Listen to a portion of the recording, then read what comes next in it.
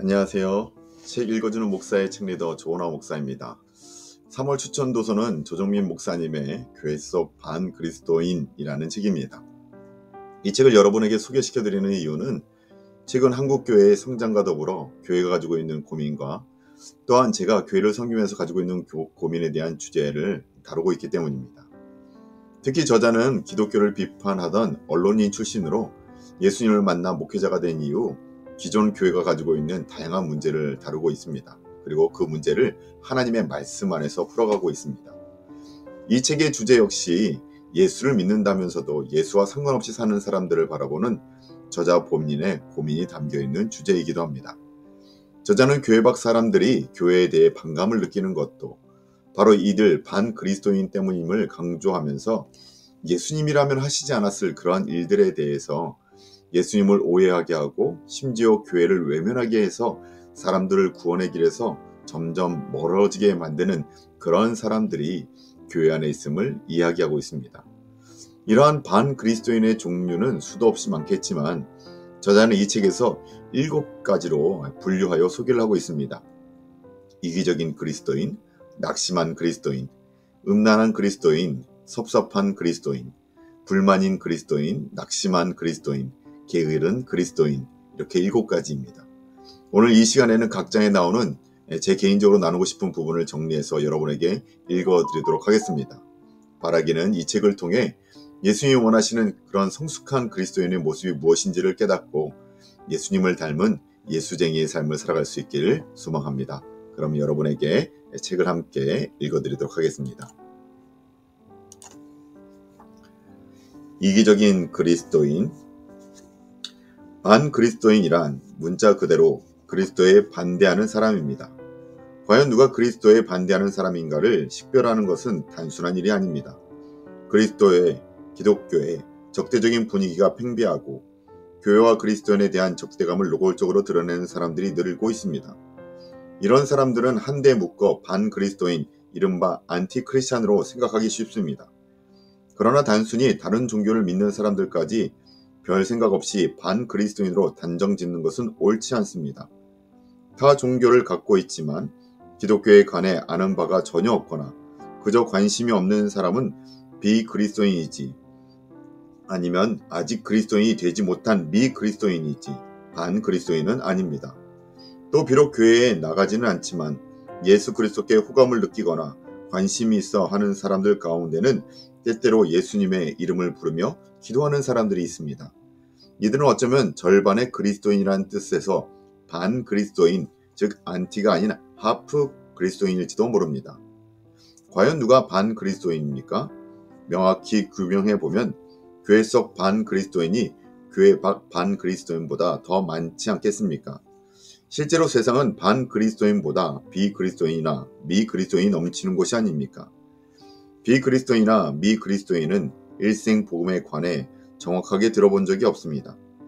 예수님에 관해 막연히 알고 있으며 그들은 예수님을 인류의 4대 성인 중 한 분 정도로 이해할 뿐입니다. 그들은 예수님에게 특별한 반감이 있지는 않습니다. 그들이 반감을 느끼는 대상은 소위 예수 믿는 사람들이고 그 가운데서도 특히 예수를 믿는다면서도 예수와 상관이 없이 사는 사람들입니다.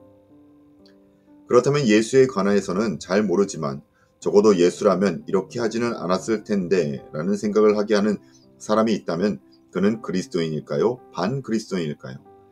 저는 예수님이라면 하시지 않았을 일에 해서 예수님을 오해하게 하고 심지어 교회를 외면하게 해서 사람들을 구원의 길에서 점점 멀어지게 하는 자야말로 반그리스도인이라고 생각합니다. 즉 반그리스도인은 예수님을 모르는 사람이 아닙니다. 우리는 반그리스도인, 곧 안티크리스찬들의 수장이 누구인 줄 압니다. 바로 사탄입니다.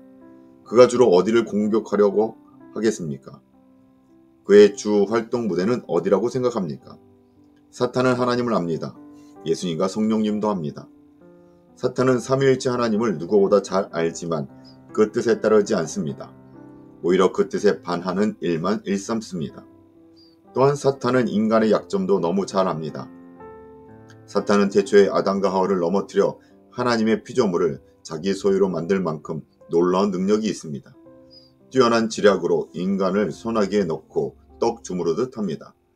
절대 다수의 인간이 당하는 줄도 모르고 당합니다. 예수님을 따르는 것은 하나님을 긍정하는 것. 예수님은 제자들에게 누구든지 나를 따라오려거든 자기를 부인하고 자기 십자가를 지고 나를 따를 것이니라 라고 말씀하십니다. 예수님을 제대로 따른다는 것은 어디를 향해 가는 것이 아닙니다. 자기 생각을 따르지 않고 예수님의 말씀을 따르는 것입니다. 예수님의 말씀을 따르기란 어렵다면 한없이 어렵고 쉽다면 한없이 쉬운 일입니다. 자기 부인이기 때문입니다. 나 자신이 부인되지 않으면 갈수록 힘들고 부인되면 갈수록 쉬운 길입니다. 내가 죽지 않으면 끝까지 어렵고 힘듭니다. 그 결과 다시 갈림길을 만납니다. 위선의 길과 일탈의 길입니다. 디트리 보네포가 예수님은 우리를 죽으라고 부르셨습니다 라고 정확하게 짚어줍니다. 죽은 사람의 특징은 세 가지입니다. 첫째, 말이 없습니다. 그래서 자기 주장이 없습니다. 둘째, 욕심이 없습니다. 육신의 정욕과 안목의 정욕과 이생의 자랑과는 거리가 멉니다. 아버지께로부터 오지 않는 것들을 내 안에 품지 않습니다. 셋째, 두려움이 없습니다. 사랑이 허다한 두려움을 내쫓기 때문입니다. 따라서 자기를 방어하거나 스스로를 보호하지 않습니다. 자신을 내세우거나 스스로 방어할 욕망으로부터 자유합니다. 예수님은 하나님 나라로 들어가는 조건을 단호하게 말씀하십니다. 어린아이처럼 받아들이지 않으면 절대 못 들어간다고 하십니다. 어른이 어떻게 다시 어린아이가 될 수 있습니까? 비대해진 자아가 다시 작아져야 합니다. 교만과 분노로 가득한 자아가 앙상해져야 합니다. 부유해진 마음이 가난해져야 합니다. 챕터 2. 낙심한 그리스도인. 믿음은 자존심보다 커야 한다. 도대체 어떤 믿음이 참 믿음이고 큰 믿음입니까? 첫째, 믿음은 자존심보다 커야 합니다. 왜 믿기가 어렵습니까? 자기 자신이 가장 큰 걸림돌이라서 그렇습니다. 내 이성이 걸림돌이고 내 경험이 걸림돌이고 심지어 내 이름과 직함이 걸림돌입니다. 믿음의 출발점은 내가 믿는 대상이 나보다 큼을 인정하는 것입니다. 바른 믿음은 내가 믿는 대상이 나보다 크다는데 의심이 없는 태도입니다. 자기가 믿는 대상 앞에서 내세울 자존심이 털럭만큼도 없어야 참 믿음입니다. 그런데 얼마나 많은 그리스도인이 그리스도를 앞세워 자기 자존심을 세우는지 모릅니다. 내 안에 계신 그리스도의 가치는 무한대입니다. 그러나 그럴수록 나의 가치는 작아져야 마땅합니다. 열등감에 사로잡혀야 한다는 말이 아닙니다. 자존심이 교만의 다른 얼굴이어서는 안 된다는 말입니다. 스로보닉의 여인은 예수님께 이렇게 말한 것입니다. 예수님 앞에서 제가 개면 어떻고 돼지면 어떻습니까? 제가 주님의 긍휼을 입을 수만 있다면 개미면 어떻고 지내면 어떻습니까? 예수님은 바로 이 믿음의 태도에서 그리스도인의 모습을 보신 것입니다. 믿음은 낙심을 넘어선다. 둘째, 믿음은 낙심을 넘어서야 합니다. 믿음은 내가 믿는 분의 능력에 한계가 없다는 것을 인정하는 내적 태도입니다. 우리는 하나님이 전지전능하신 분임을 믿습니다. 그러므로 믿음의 문제는 언제나 하나님께 있는 것이 아니라 나 자신에게 있습니다. 하나님의 능력이 부족해서가 아니라 우리가 하나님의 능력을 제한하는 데서 문제가 비롯된다는 뜻입니다. 그리고 하나님의 능력을 제한할 때마다 우리는 어이없게도 믿음으로 낙심합니다. 낙심하는 사람과 낙심하지 않는 사람, 어느 쪽이 믿음의 사람입니까? 어느 쪽이 그리스도인에 가깝습니까? 믿음으로 자주 낙심하는 사람입니까? 아니면 믿지 않는데도 낙심하지 않는 사람입니까? 물론 우리는 정답은 압니다. 믿음으로 낙심하지 않는 사람으로 살겠다고 성경도 읽고 기도도 하는 것 아니겠습니까? 그런데도 막상 어렵고 힘든 일에 부딪히거나 내 뜻과는 영 어긋나는 결과를 마주하면 그냥 낙심해서 얼굴색이 바뀌고 태도가 달라지는 모습을 봅니다. 걸핏하면 낙심하는 그리스도인을 보고 주님이 뭐라 하시겠습니까? 내가 너희를 도무지 알지 못하나니 라고 하시지 않겠습니까? 챕터 3. 음란한 그리스도인. 음행은 성전을 내어주는 것과 같다. 구약의 선지서 전체를 통해 하나님의 애타게 말씀하시는 요지는 음란으로 뒤덮인 그 모든 우상으로부터 돌이키라는 것입니다. 어떤 우상으로도 우리 내면이 결코 채워질 수 없다는 사실을 목이 터져라 말씀하십니다. 인간이 스스로 만든 우상들은 영적 간음의 놀이개이자 몸의 음란을 위한 가림막에 불과한데도 하나님으로부터 돌아선 자들은 마치 불나방처럼 그것을 향해 달려갑니다. 그러나 죽음의 길이자 심판을 자청하는 길입니다. 그 우상에서 돌이켜야 생명의 길, 곧 구원의 길을 눈앞에서 만납니다.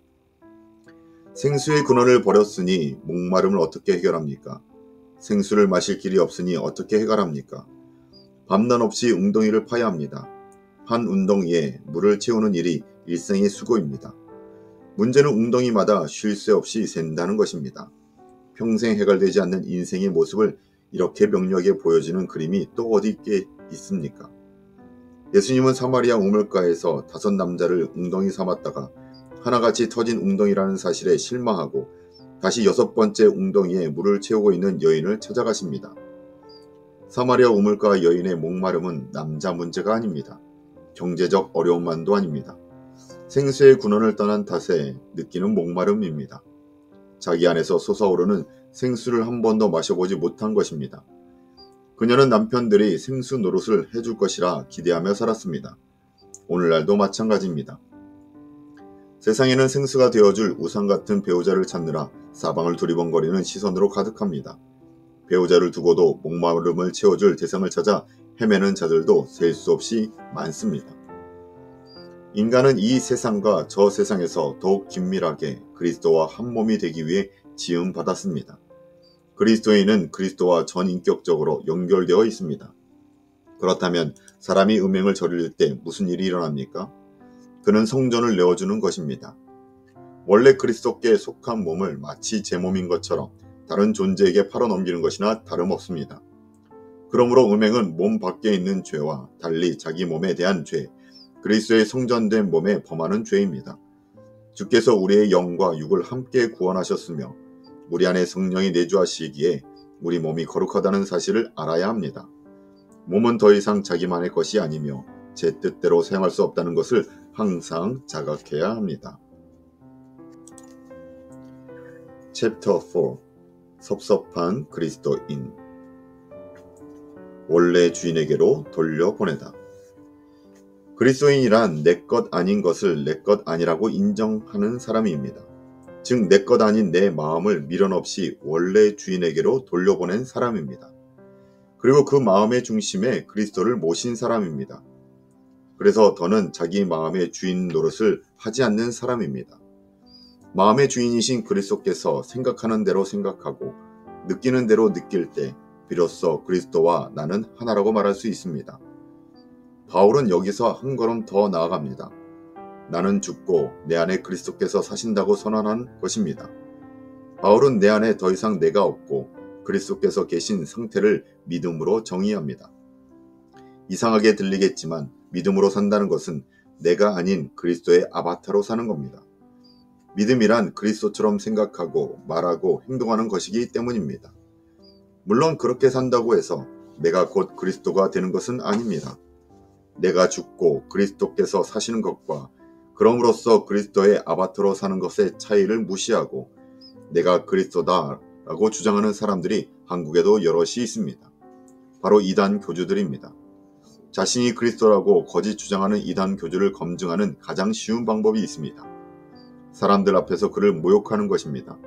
손으로 뺨을 때리고 얼굴에 침을 뱉는 것입니다. 자기가 그리스도라고 스스로 주장하니 만일 그것이 사실이라면 그리스도께서 해 받으실 때 보이셨던 것과 같은 똑같은 반응을 보이겠지요. 죽음까지도 담담히 받아들이지 않겠습니까? 어떻게 해서든 조금 더 살아보겠다고 자기를 따르는 무리에게 릴레이 기도를 부탁하지는 않겠지요. 바울은 또 어떻습니까? 자신이 1년 반 동안 섬겼던 고린도 교회에 파당이 생겼다는 소식을 전해 들었습니다. 바울파, 아볼로파, 베드로파, 심지어 그리스도파까지 생겼다는 이야기를 전해 듣고 섭섭해했을까요? 내가 어떻게 세우고 섬긴 교회인데 아볼로파가 뭐며 베드로파가 뭐란 말인가?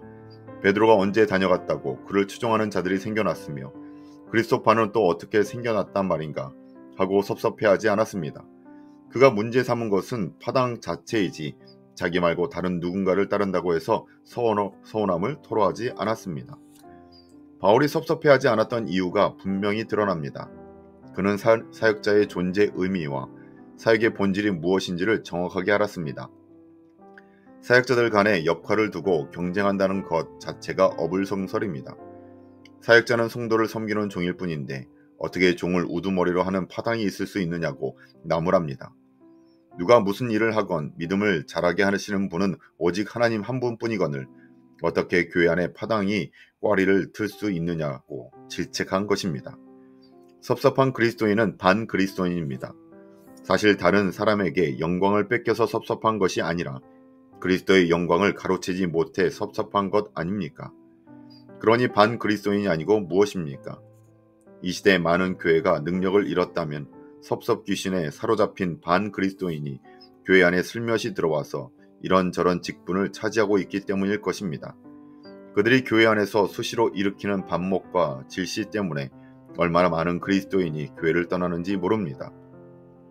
예수님이 자기를 부인하고 자기 십자가를 지고 따르라고 하신 명령에 순종하는 그리스도인이라면 주의 일을 감당하다가 섭섭타령을 하는 일은 평생 없을 것입니다. 혹시 당신의 마음에 섭섭함이 있습니까?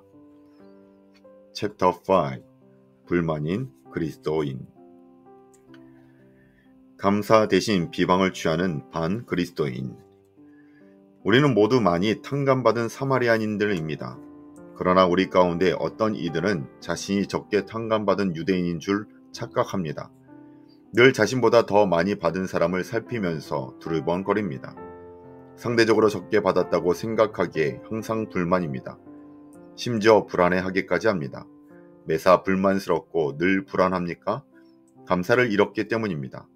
감사의 깊이가 믿음의 깊이이고 감사의 깊이가 사랑의 깊이입니다. 만약 내 안에 감사하는 마음이 없다면 일생 한 번도 주님께 온전히 돌이켜본 적이 없기 때문일 것입니다. 어쩌면 평생 그리스도 주변을 서성이지만 그 중심은 언제나 세상을 향해 있는 반그리스도인일 것입니다. 주님께 감사하는 마음이 곧 회개요, 믿음이요, 구원입니다. 그런데 회개하고 나서도 여전히 불만입니까? 제대로 회개하지 않는 것입니다.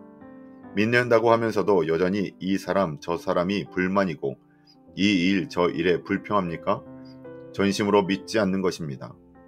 모든 사람이 나를 그리스도인이라고 불러주는데 여전히 내 안에 넘치는 감사가 없고 불만이 가득합니까? 구원받지 못한 반그리스도인이 분명합니다. 사도 요한이 감사할 줄 모르는 반그리스도인에게 경고합니다. 요한 3서 1장 9절로 10절. 내가 두어 자를 교회에 썼으나 그들 중에 으뜸되기를 좋아하는 디오드레베가 우리를 맞아들이지 아니하니 그러므로 내가 가면 그 행한 일을 잊지 아니하리라. 그가 악한 말로 우리를 비방하도 오히려 부족하여 형제들을 맞아들이지도 아니하고 맞아들이고자 하는 자를 금하여 교회에서 내쫓는도다. 반그리스도인의 특징이 드러납니다. 그는 으뜸되기를 좋아합니다. 그는 꼬리가 되지 말고 머리가 되게 해달라는 기도를 합니다.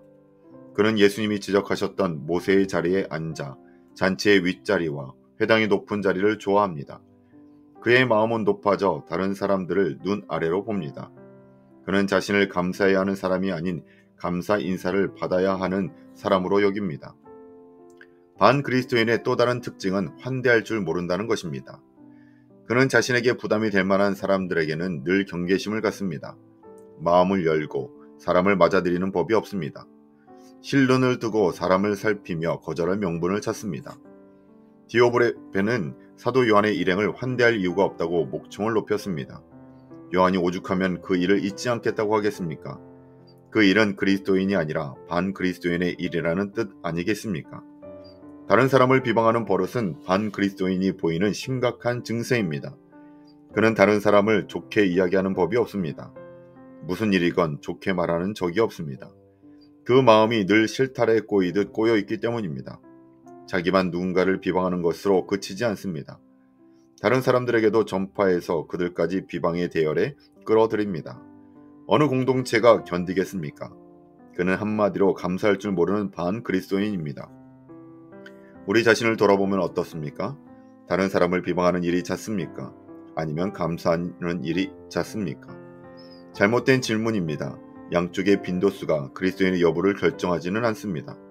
그리스도인들은 모든 일에 감사하기 때문입니다.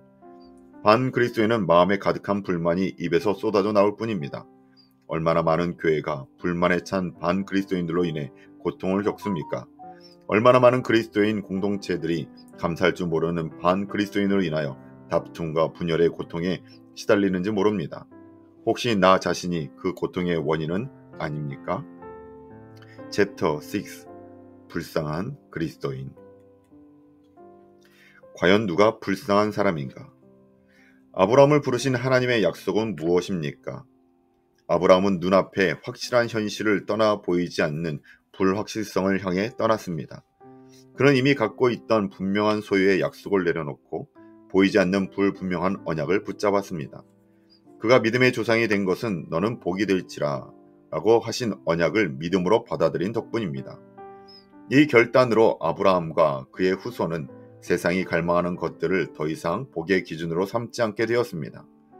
이후로 땅의 모든 족속이 복을 얻는 길은 오직 아브라함과 그의 후손을 통해서입니다. 가인의 후예가 얼마나 많은 것을 소유하고 얼마나 많은 업적을 쌓았습니까? 그러나 그들이 쌓았으나 무너졌던 바벨탑은 더 이상 복의 상징이 아니라 심판의 대상입니다. 요셉은 언약의 자손이 세상에 어떤 복을 끼치는지를 보여주는 그림입니다. 설명되지 않는 일입니다. 노예로 팔려온 한 청년으로 인해 애굽 전체가 복을 받았습니다. 애굽 백성들은 기근에서 살아남았고 바로는 요셉 총리 덕분에 이전에 경험하지 못한 부를 누리게 되었습니다. 야곱의 가족도 애굽에서 생존의 토대를 얻었고 고센 땅은 200만 명이 넘는 이스라엘 민족의 인큐베이터가 되었습니다. 이스라엘 민족이 애굽에서 보낸 430년 세월은 세상의 실상이 드러난 시간이었습니다. 그곳은 영원한 복을 지닌 도성이 아니라 반드시 떠나야 할 어둠의 동굴이었습니다.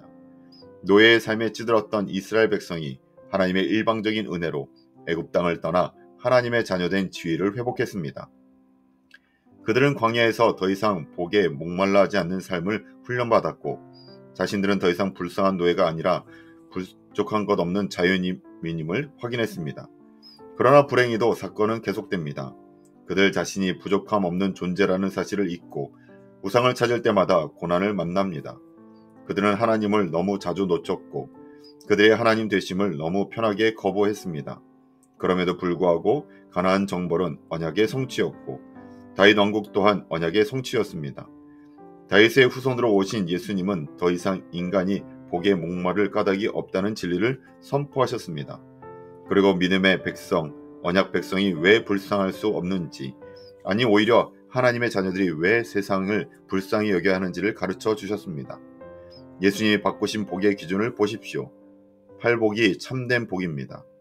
팔복은 세상의 복을 복으로 여기지 않습니다. 팔복은 땅의 복이 아니라 하늘로부터 새롭게 쏟아 부어 주신 복입니다.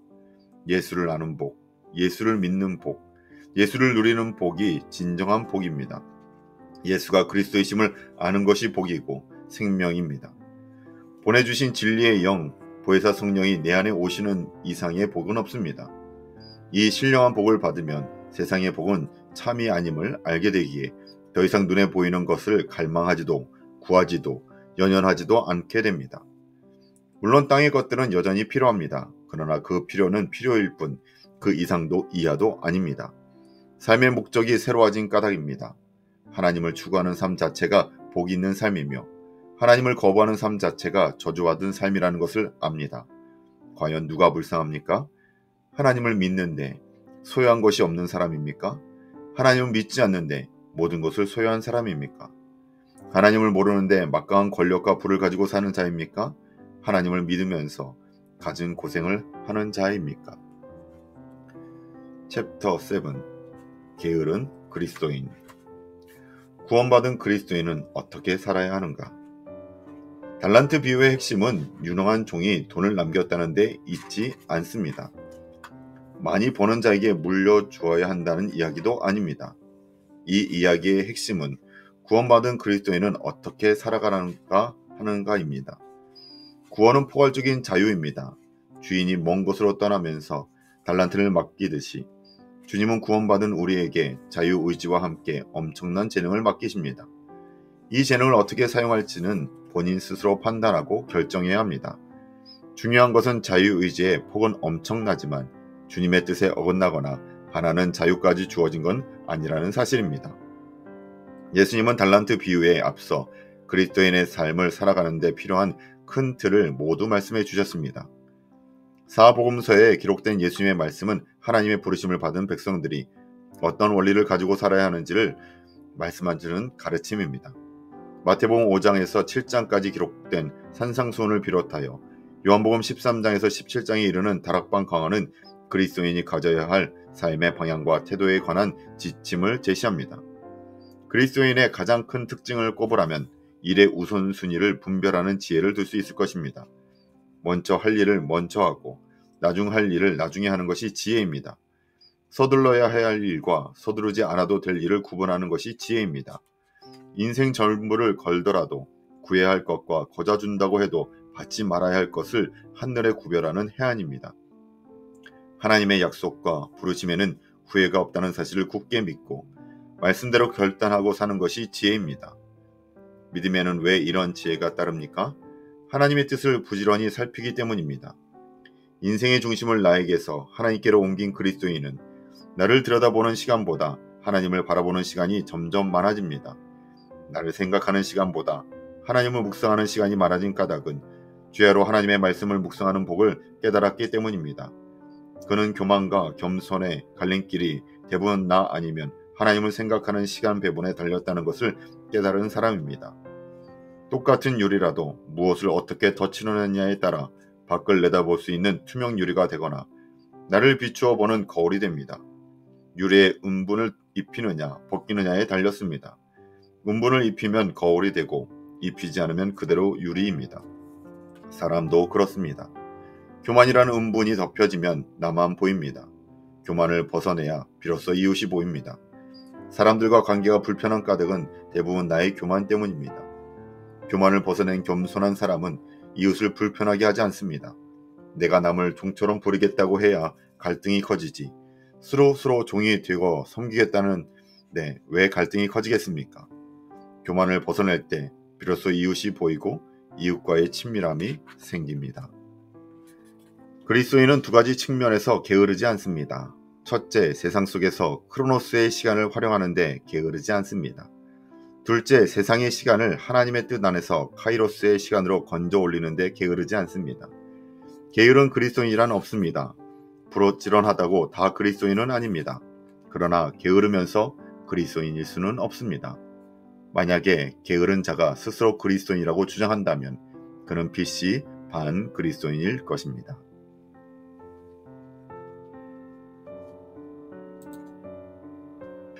저자는 큰 잘못이나 죄를 저지른 이들보다 오히려 삶의 자세에서 작은 마음으로부터 그리스도의 뜻에 굴복하지 않고 정하고 있는 이들에 주목하고 있는 것처럼 보입니다.